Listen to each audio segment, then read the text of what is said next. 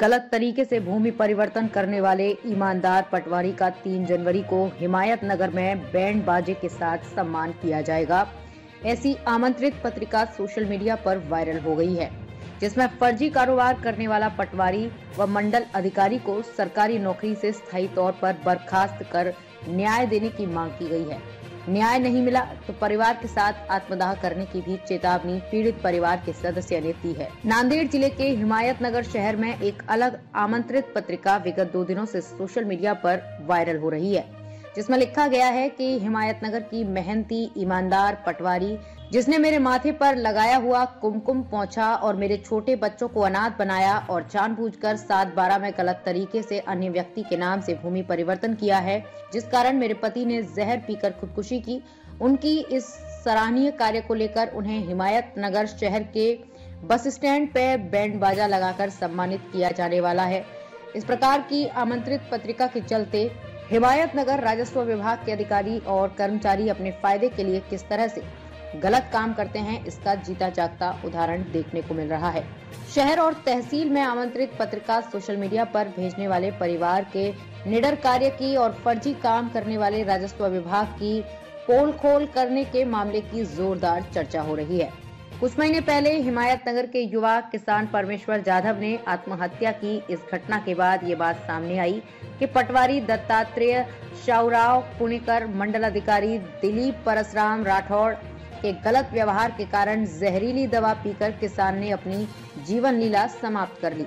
इस घटना के बाद मृतक की पत्नी की शिकायत पर जिन लोगों ने मृतक युवा किसान की जमीन गैरकानूनी तरीके से अपने नाम करवा ली, उन लोगों के खिलाफ पुलिस में मामला दर्ज किया गया और आखिरकार काफी प्रयास के बाद पटवारी द्वारा किए गए 7/12 में गलत अवैध परिवर्तन को 28 नवंबर को उप विभागीय अधिकारी अरुणा संगेवार ने रद्द कर दिया।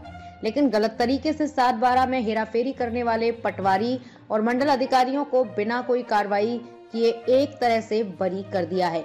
इस संबंध में पीड़ित महिला ने जिला कलेक्टर अभिजीत राउत और राजस्व मंत्री राधा कृष्ण विखे पाटिल के पास शिकायत दर्ज कर मांग की है कि इस प्रकार गलत तरीके से भूमि परिवर्तन करने वाले दोषी अधिकारी के खिलाफ गैर इरादतन हत्या का मामला दर्ज किया जाए और उसको पटवारी को सरकारी नौकरी से स्थायी तौर पर बर्खास्त कर देना चाहिए। तभी इस मामले में 2 दिनों के भीतर उचित कार्रवाई की जानी चाहिए। ऐसे में निर्देश राधा कृष्ण विखे पाटिल ने दिए थे, लेकिन इस संबंध में दोषी अधिकारी के खिलाफ अब तक कोई कार्रवाई नहीं की गई। इसलिए हमें इस प्रकार से आमंत्रण पत्रिका छपवाने का कदम उठाना पड़ा। ऐसी प्रतिक्रिया पीड़िता ज्योत्सना परमेश्वर जाधव ने पत्रकारों से बात करते हुए दी है।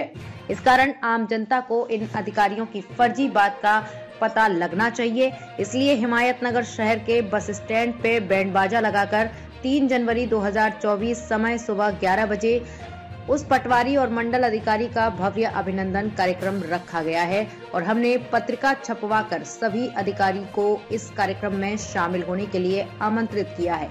इस बात से लालची अधिकारी कर्मियों के मनमाने कारोबार की शहर व जिले में खूब चर्चा हो रही है। सबका ध्यान इस बात पर लगा है कि नांदेड़ जिला कलेक्टर इस पर क्या फैसला लेते हैं। इसी के साथ हिमायत नगर जिला नांदेड़ से संवाददाता एम अनिल कुमार की रिपोर्ट। जाधव, ते फेरफार प्रकरणी तुम्ही आता वरिष्ठाकडे तक्रार दिली म्हणे, काय सांगता त्याच्या संदर्भात, काय माहिती आहे? आम्ही जिल्हाधिकारी कार्यालय नांदेड यांच्याकडे वारंवार तक्रारी केल्या की हे संबंधित जे दोषी तलाठी आणि मंडलाधिकारी आहेत यांच्यावर कारवाई करावी, परंतु कुठलीही कारवाई आज रोजीपर्यंत झालेली नाही। आम्ही सुरुवातीला उपविभागीय अधिकारी हदगाव यांच्याकडे 19/6/2023 रोजी अर्ज केला होता। सदरील फेरफार रद्द करावे आणि जे संबंधित कर्मचारी आहेत त्यांना त्यांच्यावर सदोष मनुष्यवध गुन्हा नोंद करावा आणि त्यांच्यावर कारवाई करावी, योग्य ती कारवाई करावी यासाठी आम्ही अर्ज दिला होता। परंतु याच्यावर कुठलीही कारवाई न करता एसडीओ हदगाव यांनी फक्त फेरफार जे आहेत हे बेकायदेशीर आहेत म्हणून रद्द केलेत। परंतु जे फेरफार रद्द केलेत, ज्यांनी फेरफार मंजूर केले होते त्या अधिकाऱ्यावर कुठलीही कारवाई केली नाही। अक्षरशः त्यांचं गाव सुद्धा हिमायतनगर हा काढून घेतलेला नाही। त्यामुळे आम्ही नाईलाजास्तव जिल्हाधिकारी कार्यालय यांच्याकडे सुद्धा दाद मागितली, परंतु त्यांच्याकडे सुद्धा काहीच आम्हाला समाधानकारक मिळालं नाही उत्तर। मग आम्ही शेवटी माननीय मंत्री राधाकृष्ण विखे पाटील यांच्याकडे सुद्धा अर्ज केला होता।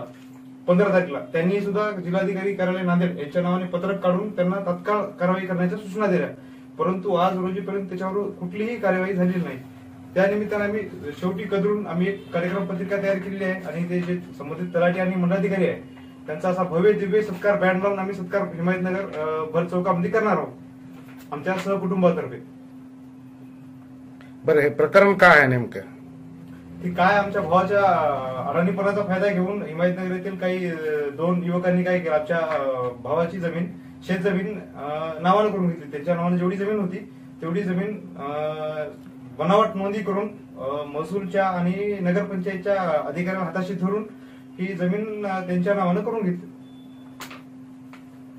आणि आत्महत्या केली. 10 जून 2023 रोजी आत्महत्या केली. बरं, आता याच्यामध्ये कोण कोण सामील आहे या प्रकरणामध्ये? याच्यामध्ये मुख्य तलाठी ज्याने हा फेरफार केला आमच्या जमिनीचा नसताना बी, त्याच्यानंतर मंडळाधिकारी त्यानं फेरफार हा मंजूर केला, त्याच्यानंतर नगरपंचायतला त्याने बनावट पद्धतीने नोंदी केल्यात आमची जमीन अकृषक नसतानाही, आणि शासनाचा तसं तुकडे पाडण्यास प्रतिबंध करणारा कायदा लागू असताना सुद्धा कोणत्याही कायद्याची पर्वा न करता तलाठी महोदयांनी तो फेरफार मंजूर करून दिला. आता तुमची मागणी काय आहे त्या संदर्भामध्ये?